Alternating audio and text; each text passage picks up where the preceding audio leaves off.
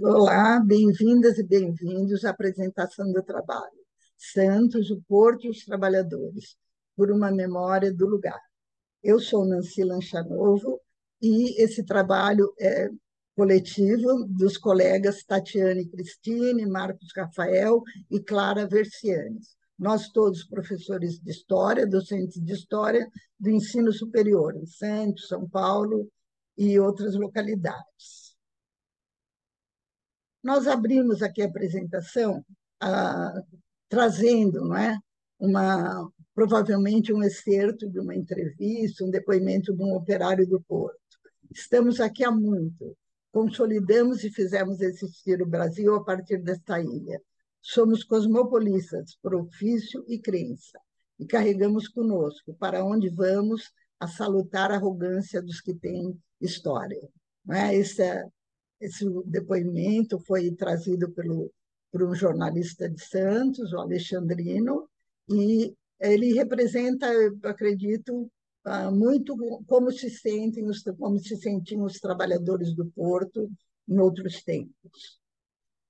Aqui apresentamos para vocês o Porto na forma, uma pintura, né, uma tela do pintor Benedito Calixto, aqui de Santos e região, que era também historiador, e está retratando aqui a praia e a rampa do consulado, que é uma área central do Porto, porto inicial da cidade, e vocês podem observar os trapiches aí. Trapiches são essas pontes que ligavam os navios à área de terra firme do porto. Como vocês veem, eram bastante precários para atracação, embarque e desembarque, mas perduraram até 1870, ainda havia os trapiches, 1880, trapiches aqui no Porto de Santos.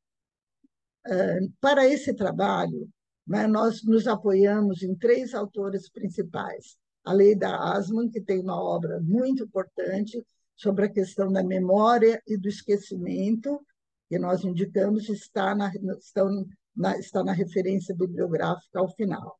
A Dolores Hayden, a importância do lugar, e o Andreas Hussen, com as políticas de memória. A respeito, entrando mesmo em Santos, não é a cidade e o Porto. O Porto de Santos, ele, durante quase 3 séculos, ele foi um porto local. Não é? Ele era um movimento muito pequeno, e, embora tenha havido alguma produção, né, de açúcar aqui, plantação de cana e produção de açúcar, foi muito pequena, porque clima, solo não eram os mais propícios. E o porto, então, era a principal ligação, não é, para o Atlântico e não é, para a Europa, mas era bastante acanhado, né, bastante simples. No final do século XVIII, com um reativamento, né, um renascimento agrícola, e com o início das plantações da exportação de café, vai ocorrer uma mudança no porto. Não é? É construída também a calçada de Lorena, que é um ponto de ligação de Santos com o Planalto Paulista. E, a partir da segunda metade do século XIX, aí as exportações, a produção de café já estava bastante significativa no interior do estado de São Paulo, e ocorre a construção da ferrovia São Paulo Railway, que ligava a área produtora ao porto, e essa movimentação toda do porto levou a grandes obras no porto, realizadas por uma empresa, né, Gaffredin e companhia, e tornou o porto, né, o denominado porto capitalista. Qual era essa ideia? A ideia era racionalizar, né, as atividades do porto, facilitando o embarque e desembarque e atracação e desatracação. Bem, para as grandes mudanças também, a grande proporção que vai tomar a lavoura cafeira, acabam atraindo para o Brasil, para São Paulo, imigrantes, sobretudo espanhóis e portugueses. Parte deles, né, a maioria deles entrava pelo Porto de Santos e parte deles ficava aqui, ficou na cidade, foi trabalhar, então, no porto, já o Porto Moderno, retilíneo, e passou, a ser parte deles trabalhava para a Companhia Docas de Santos, que recebeu a concessão por 90 anos de exploração, do porto e do controle do trabalho, e tentava impor uma disciplina rígida, só que era enfrentada, pelos trabalhadores. A concentração de trabalhadores, por outro lado, tornou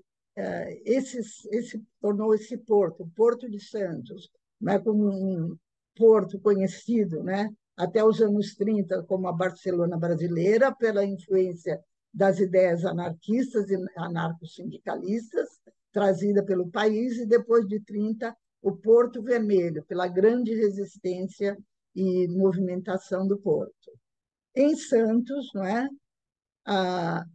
depois dos anos 50, depois de 46, nós tivemos no país uma fase de redemocratização, pós uma ditadura de 37 a 45, o movimento operário sindical se articulou no país, sobretudo nos grandes centros, e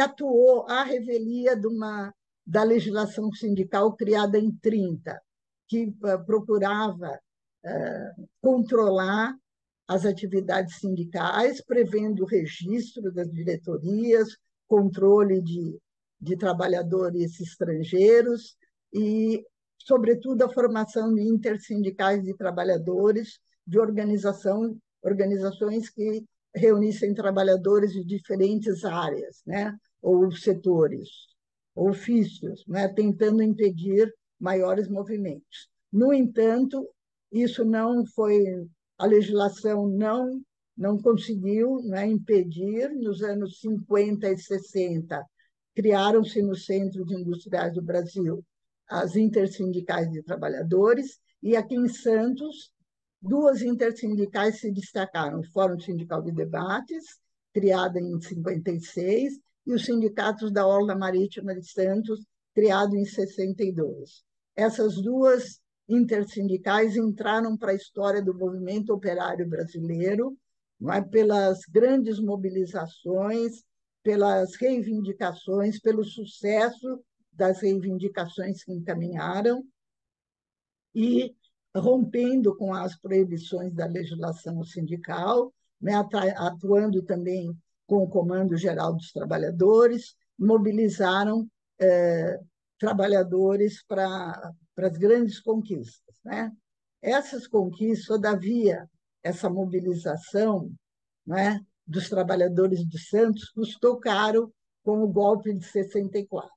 Bem, aqui nós trazemos também uma imagem dos carregadores de café, os estivadores que fazem a estivagem e desestivagem, a carga e descarga de mercadorias, e aqui vocês podem observar o porto retilíneo, que substituiu os trapiches lá dos séculos iniciais. Tá? Bem, o que nós observamos na nossa experiência na docência aqui em Santos?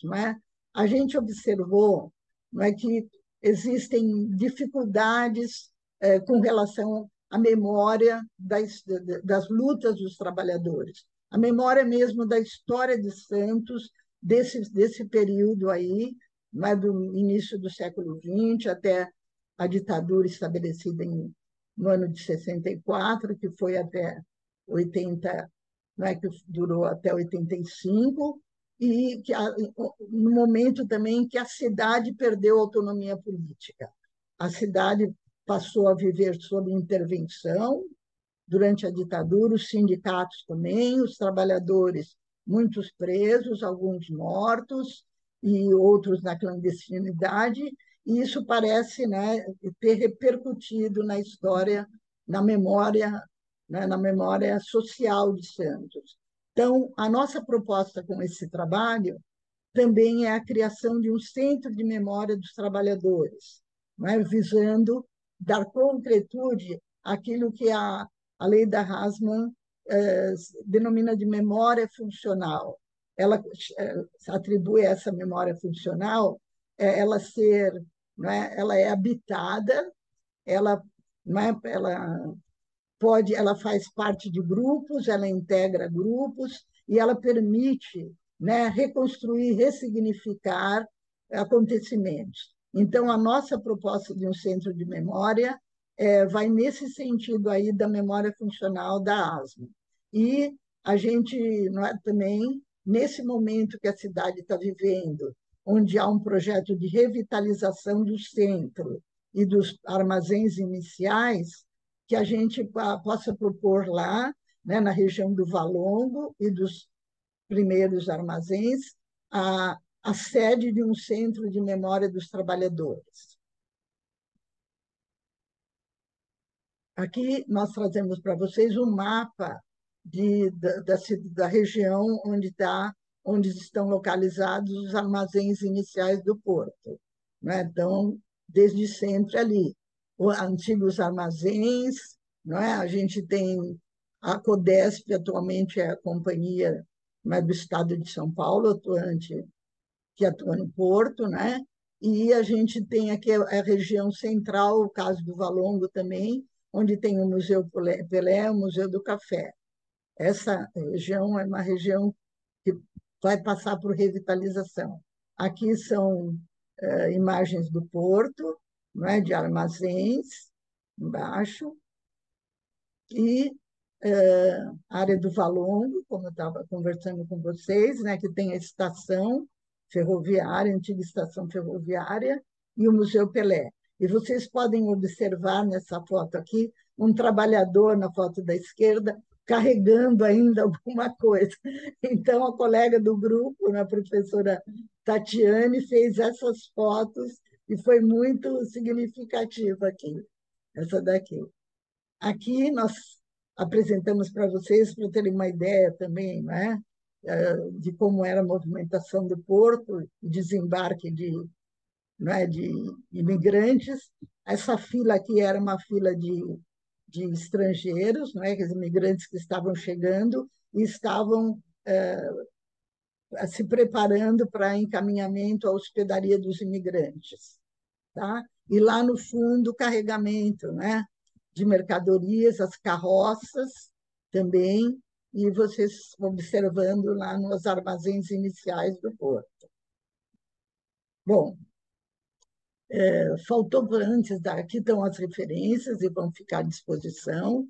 Nós também estamos à disposição de vocês para questões, e é importante, né, dizer que, dentre aquilo que nós observamos na nossa docência, a gente percebeu assim, o distanciamento do porto com a cidade. A gente até fala, né, nós, os 4 professores, que parece que Porto e a cidade estão de costas um para o outro.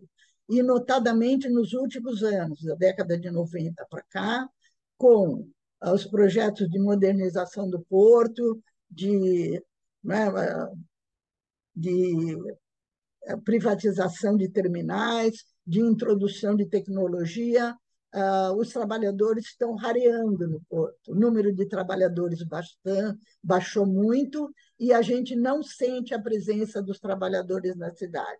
Daí a ideia de criação do Centro de Memória Sindical dos Trabalhadores. Desculpa. Obrigada. E aí os nossos nomes. Estamos à disposição e agradecemos a oportunidade de participar do 4º Ciclo Ibero-Americano de Diálogos Contemporâneos.